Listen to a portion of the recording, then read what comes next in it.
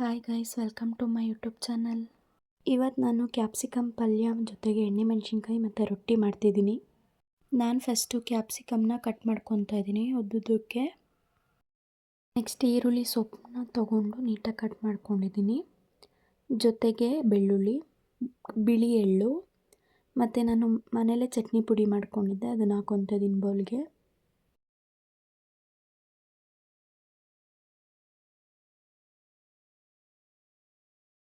Next ಬಾಣಲಿ ಇಟ್ಟು ಅದಕ್ಕೆ ಸಾಸಿವೆ ಹಾಕಿ, ನೆಕ್ಸ್ಟ್ ಜೀರಿಗೆ ಹಾಕಿ, ಬೆಳ್ಳುಳ್ಳಿ,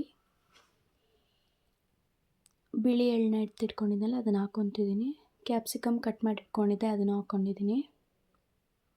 ಇದು ಸ್ವಲ್ಪ ಚೆನ್ನಾಗಿ ಫ್ರೈ ಆದಮೇಲೆ ರುಚಿಗೆ ತಕ್ಕಷ್ಟು ಉಪ್ಪು, ಸ್ವಲ್ಪ ಅರಿಶಿನ ಪುಡಿ ಹಾಕ್ಕೊತಿದ್ದೀನಿ. ಇವಾಗ ನಾನು ಈರುಳ್ಳಿ ಸೊಪ್ಪನ್ನ ಕಟ್ ಮಾಡಿ ಇಟ್ಕೊಂಡಿದ್ದೆನಲ್ಲ ಅದನ್ನು ಹಾಕ್ಕೊತಿದ್ದೀನಿ ಎಲ್ಲ. ಅದು ಸ್ವಲ್ಪ ಫ್ರೈ ಆದ ನಂತರ ನಾನು ಚಟ್ನಿ ಪುಡಿ ಎತ್ತಿಟ್ಕೊಂಡಿದ್ನಲ್ಲ ಅದನ್ನು ಹಾಕ್ಕೊತಿದ್ದೀನಿ. ಅದನ್ನು ಹಾಕ್ಕೊಂಡು ನೀಟಾಗಿ ಮಿಕ್ಸ್ ಮಾಡಿಕೊಂಡು, ಈಗ ಇದ್ರ ಜೊತೆಗೆ ನಾನು ಸ್ವಲ್ಪ ಬೆಲ್ಲ ಹಾಕ್ಕೊಂಡು ಮಿಕ್ಸ್ ಮಾಡಿ ಎತ್ತಿಟ್ಟಿದ್ದೀನಿ.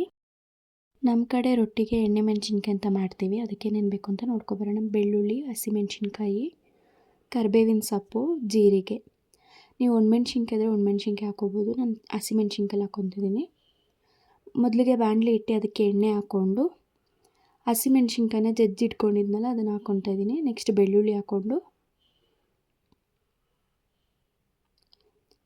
ನೆಕ್ಸ್ಟ್ ಎತ್ತಿಟ್ಕೊಂಡಿದ್ದೆ ಕರಿಬೇವು ಮತ್ತು ಜೀರಿಗೆನ ಅದು ಲಾಸ್ಟಲ್ಲಿ ಹಾಕ್ಕೊತಿದ್ದೀನಿ. ಮತ್ತು ರುಚಿಗೆ ತಕ್ಕಷ್ಟು ಉಪ್ಪು ಹಾಕಿ ಮಿಕ್ಸ್ ಮಾಡಿ ಎತ್ತಿಟ್ಕೊತೀನಿ. ನಮ್ಮ ಕಡೆ ರೊಟ್ಟಿಗೆಲ್ಲ ಅನ್ನ ಯೂಸ್ ಮಾಡ್ತೀವಿ, ಸೊ ನಾನು ಹಾಕ್ಕೊತಾ ಇದ್ದೀನಿ. ಅನ್ನ ಸ್ಮ್ಯಾಶ್ ಮಾಡಿಕೊಂಡು ರುಚಿಗೆ ತಕ್ಕಷ್ಟು ಉಪ್ಪು ಹಾಕ್ಕೊಂಡು ಅಕ್ಕಿ ಹಿಟ್ಟು ಹಾಕ್ಕೊಂಡು ನೀಟಾಗಿ ಮಿಕ್ಸ್ ಮಾಡ್ಕೊಳ್ಬೇಕು. ಮಿಕ್ಸ್ ಮಾಡ್ಕೊಂಡು ನಾರ್ಮಲ್ ರೊಟ್ಟಿ ಹೇಗೆ ತಟ್ತೀವೋ ಆ ಥರ ತಟ್ಕೊಂಡು,